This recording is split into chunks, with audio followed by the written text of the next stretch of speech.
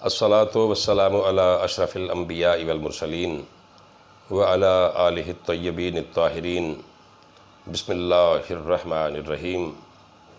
नाज़रीन किराम, अस्सलामु अलैकुम। मेरा नाम ज़ाकिर हुसैन ज़ाकिर है और आप देख रहे हैं चैनल लब एजाज़। मुअज़्ज़ज़ सामीन व नाज़रीन, आज की वीडियो में मैंने इस बात का एहतमाम किया है कि आप पर वाज़े किया जाए कि हुरूफ़ तहज्जी में से कौन कौन से हुरूफ़, कौन कौन से हर्फ़ मुज़क्कर हैं और कौन कौन से मुअन्नस हैं। और इसके साथ साथ तरकीब है, उसका भी एहतमाम किया गया है कि तरकीब बजाय ख़ुद क्या है। ख़ास तौर पे जब हम दो या दो से ज़्यादा अल्फाज बनाकर एक लफ्ज़ की शक्ल में उसे लेके आते हैं या इस्तेमाल करते हैं, उसे तरकीब कहते हैं। तो उसका सही और दुरुस्त तरीक़ा क्या है, या अहले ज़ुबान के यहाँ इस बारे में क्या उसूल तय और मुक़र्रर है। तो इंशाअल्लाह ये मैं दोनों चीज़ें वाज़े करूँगा आज की वीडियो में। आप जानते हैं कि इल्म अतिया खुदाबंदी है, यानी सबसे कीमती और बेशकीमत अनमोल ये तोहफ़ा खुदाबंदी है। इसी इल्म से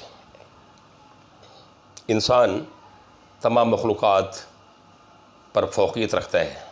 हत्ता कि इसी इल्म की बिना पर इंसान एक वक्त ऐसा भी था जब वो मसजूद मलाइक ठहरा। तो गोया ये सबसे कीमती अतिया खुदाबंदी है। हदिया लफ्ज़ अतिया है और इसी वज़न पर हदिया है, जिसे हम हदिया कहते हैं। तो ये सबसे कीमती इल्म जो है, सबसे कीमती अतिया व हदिया खुदाबंदी है। इसलिए इसे कमतर ना जाने कि ये बजाय ख़ुद क्या चीज़ है। बाज़ लोग ऐसा सोच सकते हैं कि जी हुरूफ़ तहज्जी के बारे में हमें ना भी मालूम हो तो क्या फ़र्क पड़ता है।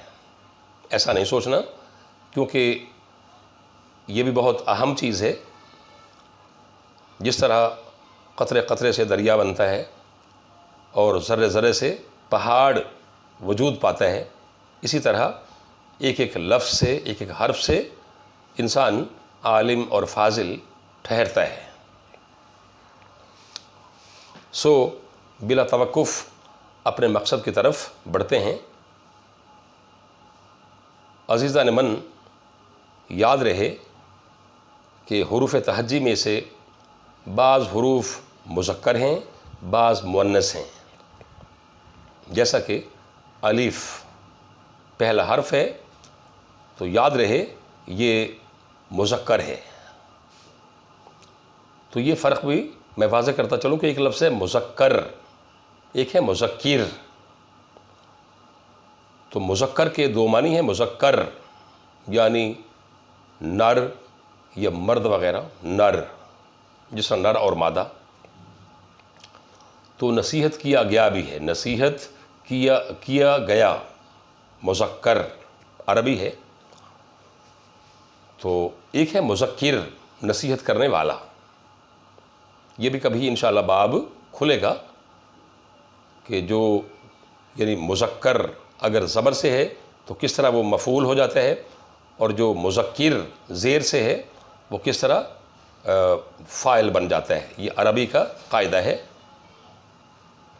तो मुज़क्किर नसीहत करने वाला, बल्कि ये हुज़ूर पुरनूर सल्लल्लाहु अलैहि वसल्लम का सिफ़ाती नाम भी है, मुज़क्किर, नसीहत करने वाला। अब बजाय ख़ुद नसीहत क्या है? नसीहत है खैर ख़ाही, यानी दूसरों का भला चाहना। सो याद रहे कि हुरूफ़ तहज्जी में से पहला हर्फ जो है अलिफ़, वो मुज़क्कर है। इसे जब भी इस्तेमाल करें बतौर मुज़क्कर इस्तेमाल करें, यानी अलिफ़ होता है।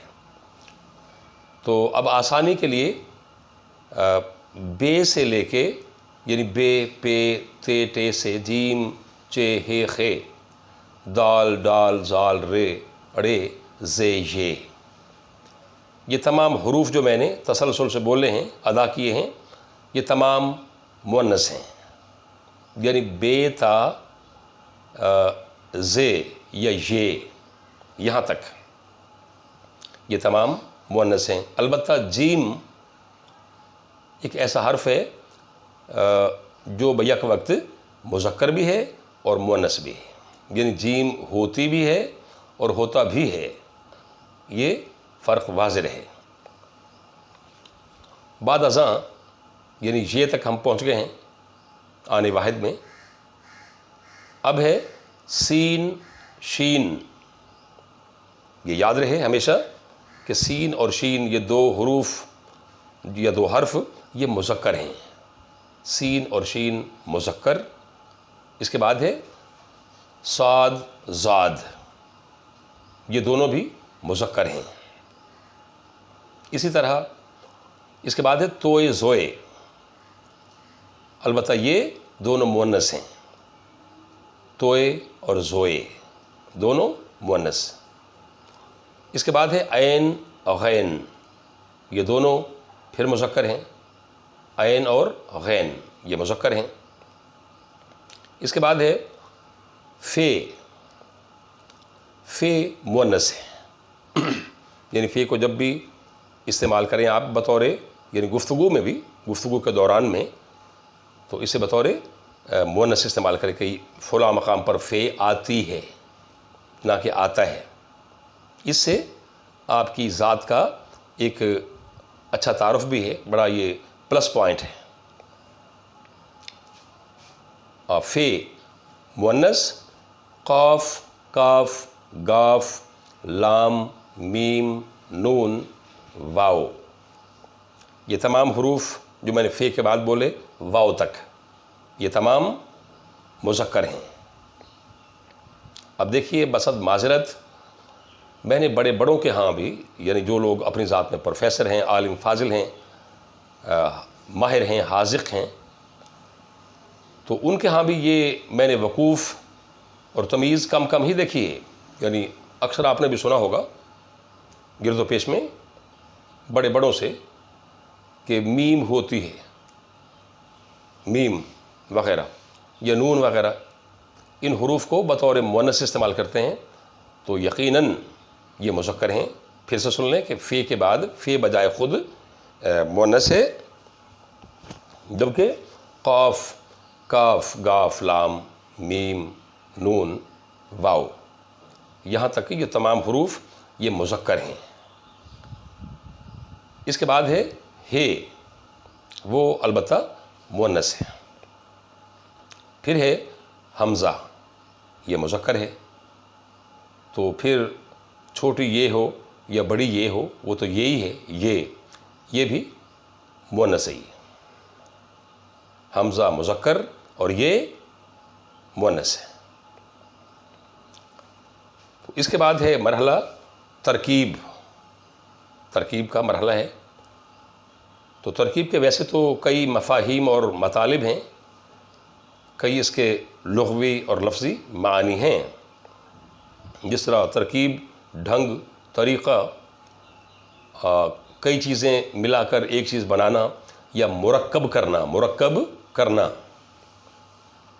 یا پھر اصطلاح نحو میں کسی بھی فقرے یا جملے کی ایک ایک حرف کے بارے میں، ایک ایک حرف کے متعلق یہ بتانا کہ فلاں لفظ جو ہے، یعنی جملے میں جتنے بھی حروف ہیں ایک ایک لفظ بجائے خود قواعد یا گرامر کے روح سے کیا ہے، اسے بھی ترکیب ہی کہتے ہیں۔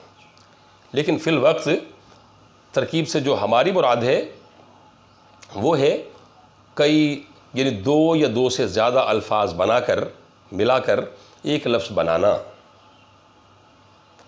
ہماری مراد یہ ہے، اس ترکیب سے ہماری مراد ہے، یہی ہمارا مدعا ہے۔ تو ناظرین اکرام، واضح رہے کہ یہاں بھی بصد معذرت یعنی بعض میں نے لکھاری دیکھے ہیں، کیونکہ جو اہل قلم تھے ان میں نصار ہوں، نثر گو ہوں، یا نثر کہنے والے ہوں، یا پھر شعراء ہوں، یعنی جو متقدمین ہیں، جو پہلے ہو گئے ہیں، انہوں نے اس بات کا بڑا لحاظ کیا ہے، بڑا اس کا پاس انہیں تھا کہ ترکیب درست انداز میں منصہ شہود پر آنی چاہیے، منظر عام پر آنی چاہیے. کیونکہ پہلے بھی میں نے عرض کیا تھا کہ لفظ ہمارا تعارف ہیں، ہماری پہچان ہے، ہماری شخصیت کی آئینہ داری، غمازی اور ترجمانی کرتے ہیں، اس لیے انہیں غیر اہم نہیں جاننا چاہیے. لیکن بعض جو متاخرین میں سے ہیں ان لوگوں کے ہاں تراکیب جو ہیں وہ غلط دیکھنے میں آئی ہیں. تو صاف ظاہر ہے کہ ایسا انہوں نے نادانستگی میں کیا ہوگا. ترکیب طریقہ جان لیں کہ ترکیب جب بھی ہم دو یا دو سے زیادہ الفاظ ملا کر اپنی تقریر میں یا تحریر میں استعمال کرتے ہیں تو اس کا طریقہ یہ ہے کہ یا تو وہ تمام الفاظ جتنے بھی ہم نے چنے ہیں، جتنے لفظوں سے ترکیب بنائی ہے، جنہیں اگر 2 ہیں یا 3 ہیں، کلیہ ہے، اہل زبان نے یہ ایک اصول طے کیا ہے، مقرر کیا ہے کہ ترکیب کے 2 یا 3 الفاظ جتنے بھی آپ نے چنے ہیں کہ وہ یا تو عربی کے ہوں، عربی زبان کے، یا پھر فارسی زبان کے ہوں. پھر سے سنیں کہ ترکیب کے 2 لفظ یا 3 یا 4 الفاظ جو ہم نے چنے ہیں جن سے ترکیب بنائی ہے، اہل زبان کے ہاں اس طرح سے یہ جائز ہے کہ وہ یا تو تمام الفاظ ترکیب کے عربی زبان کے ہوں یا پھر فارسی زبان کے ہوں، فارسی، یا عربی اور فارسی یعنی دونوں کا اس میں امتزاج ہو، ملاپ ہو. گویا تیسری زبان جو ہے، تیسری زبان کوئی بھی عربی اور فارسی کے سوا کوئی بھی اگر ہم ترکیب میں استعمال کریں گے تو وہ لامحالہ یکسر غلط ہوگی وہ ترکیب. مثالیں میں کچھ دیتا ہوں، یہ کچھ میں نے الفاظ ابھی کچھ دیر پہلے میں نے کاوش کی تھی، جمع کیے ہیں. جس طرح ہمارے ہاں چلتا ہے وطن عزیز، وطن عزیز یعنی عزیز وطن. اب اسے ہم جانچتے ہیں، اس ترکیب کو جانچتے ہیں، پرکھتے ہیں کہ کیا یہ ٹھیک ہے اہل زبان کے نزدیک. تو غور کیا تو پتہ چلا کہ ٹھیک ہے. کس طرح بھلا کہ وطن لفظ عربی زبان کا لفظ ہے، وطن عربی زبان کا لفظ ہے، اور اسی طرح عزیز لفظ بھی عربی زبان ہی کا ہے. تو وطن عزیز تو یہ 2 لفظوں پر مبنی ترکیب ہے، لہذا یہ بجائے ہے، درست ہے. تو ایسے ہی وطن عزیز ماؤ شما، یعنی اگر ہم بڑھا دیں، یہ بجائے خود خوبصورت چیز بھی ہے، دلکش ہو جاتی ہے ترکیب اگر کچھ ہم بڑھا بھی لیں. تو وطن عزیز ماؤ شما. اب دیکھیں ماں فارسی میں ہم کو کہتے ہیں، ہم، ماں، جس طرح من، میں یا میرا وغیرہ. تو ماں ہمارا یا ہم، شما آپ یا تم. تو وطن عزیز ماؤ شما یعنی ہمارا اور آپ کا، ہمارا اور آپ کا عزیز وطن. تو یہ بھی بالکل درست ہے، کیونکہ اس میں عربی اور فارسی زبانوں کے سوا کوئی تیسری زبان اس میں شامل نہیں ہے، داخل نہیں ہے، لہذا یہ ترکیب ٹھیک ہے. تو اگر ہم اس طرح استعمال کریں اپنی مرضی سے یا ذاتی تصرف یا مداخلت کے پیش نظر کہ وطن عزیز میرا و تیرا، وطن عزیز میرا و تیرا، تو یہ تو غلط ہوگا، کیونکہ میرا اور تیرا اس میں شامل ہو گیا. تو یہ پھر اردو ہے یا کوئی اور زبان اس میں آ گئی ہے، عربی اور فارسی کے سوا، یہ ترکیب غلط ہوئی. ایسے ہی مرد بد، مرد بد یا مرد خوبرو، مرد بہادر، تو یہ ٹھیک ہیں کیونکہ یہ عربی اور فارسی کے الفاظ ہیں. تو اگر یوں کہا جائے کہ مرد برا تو یہ غلط ہے، کیونکہ لفظ برا جو ہے، چلو مرد تو ہے لفظ فارسی کا، تو مرد برا کیونکہ دو لفظ ہم نے ملائے ہیں، ترکیب بنانا چاہیے، تو جو غلط ہے بجائے خود غلط ہے، کیونکہ مرد برا، تو مرد تک تو چلو فارسی ہے، اب برا نہ تو فارسی ہے نہ عربی ہے، لہذا غلط ہے۔ اس طرح کوہ بلند، لفظ بلند بھی ٹھیک ہے، بلند اور بلند بھی، ہاں البتہ بلند کہنے میں ذرا اس میں فصاحت ہے، خوش بیانی ہے، بلند۔ تو کوہ بلند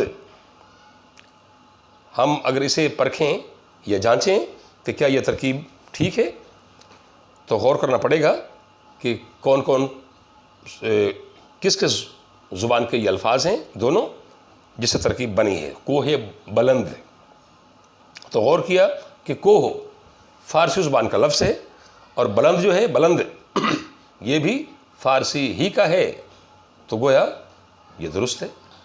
یعنی پہلے میں نے بتایا کہ ترکیب بناتے وقت یہ خیال رکھنا ہے، اس بات کا التزام اور اہتمام کرنا ہے ضرور بالضرور کہ ترکیب پر مبنی جتنے الفاظ بھی ہیں وہ یا تو عربی زبان کے ہوں یا فارسی زبان کے ہوں۔ اگر کوئی اور زبان اس میں وارد ہوئی یا داخل ہوئی تو وہ غلط ہو گئی ترکیب۔ تو ایسے ہی تو کیا ہوگا، کوہ بلند ٹھیک ہے یہ، یا جبل بلند یہ بھی ٹھیک ہے، جبل عربی میں پہاڑ ہی کو کہتے ہیں، تو بلند یہ فارسی ہے، تو دونوں زبانیں اس میں تیسرے زبان کو شامل نہیں ہے۔ تو ایسے ہی ترکیب ہے روز و شب، بعض اوقات ہم حرف عطف خاص طور پہ واو سے ہم دو تین لفظ ملا لیتے ہیں ترکیب بنانے کے لیے، تو ہمارے ہاں چلتا ہے روز و شب۔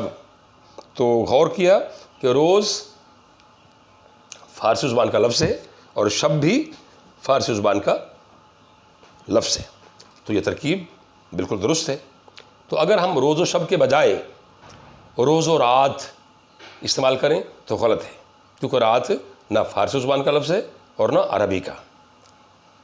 تو ایسے ہی یہ بہت بولا جاتا ہے، بعض اچھے خاصے پڑھے لکھے لوگ وہ استعمال کرتے ہیں کہ جی فلاں کا مقام مکان یا میرا مکان، وہ تعارف کراتے ہیں کہ میرا مکان بالکل برلب سڑک ہے، برلب سڑک۔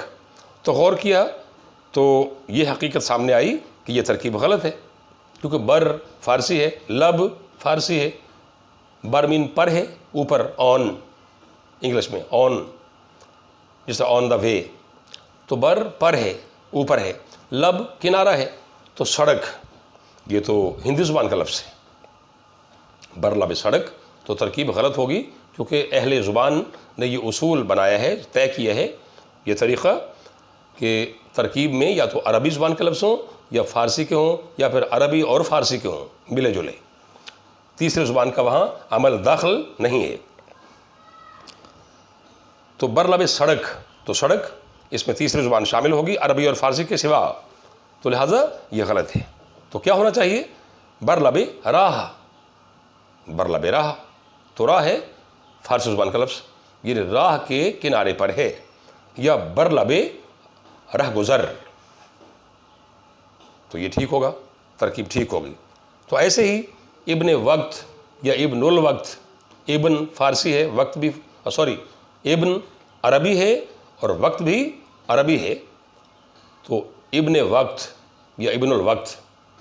ویسے بعض لوگ جو ہے نا موقع پرست، ان کے لیے بولا جاتا ہے اپرچونسٹ، موقع پرست۔ تو ابن وقت یا ابن الوقت کے بجائے اگر اپنی مرضی سے ذاتی تصرف سے اگر بیٹائے وقت کہا جائے تو یہ ترکیب بجائے خود مضحکہ خیز ہے۔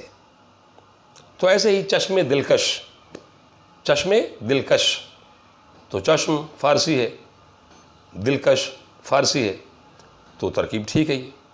اگر اس کے بجائے اگر آنکھیں دلکش کہا جائے، آنکھیں دلکش، تو یکسر غلط ہے، بے معنی و لا یعنی ہے، کیونکہ آنکھ نہ عربی ہے نہ فارسی ہے، نہ عربی نہ فارسی، تو آنکھ ہے ہندی زبان کا لفظ، تو اس طرح سے ترکیب بالکل غلط ہوگی۔ ناظرین کرام، مجھے بھرپور امید ہے کہ آج کی ویڈیو آپ کو ضرور بے ضرور پسند آئی ہوگی، کیونکہ علمی تھی، معلوماتی تھی۔ تو ان تمام چیزوں کو، کیونکہ پس پردہ بندہ فقیر کی بڑی قد و کاوش ہوتی ہے، تو اس لیے ایک ایک لفظ کو اگر دل و جان سے محفوظ کیا جائے اپنے حافظوں میں، بلکہ انہیں اپنی روزمرہ زندگی میں استعمال کیا جائے، تو یہ بہت اچھا ہوگا آپ کی ذات کے لیے بھی۔ میں نے پہلے کہا کہ یہ بڑا پلس پوائنٹ ہے، تو اس سے آپ کی علمیت واضح ہوگی، منصہ شہود پر آئے گی۔ تو اس کے ساتھ ہی ناظرین و سامعین کرام، آج کی ویڈیو اپنے اختتام کو پہنچتی ہے۔ تو آخر پر میں یہ گزارش کرنا چاہوں گا کہ ویڈیو پسند آنے کی شکل میں میرے چینل کو زیادہ سے زیادہ سبسکرائب کریں، لائک اور شیئر کریں، اور اپنے اپنے کمنٹس سے ضرور آگاہ کریں۔ یار زندہ صحبت باقی۔ اللہ حافظ۔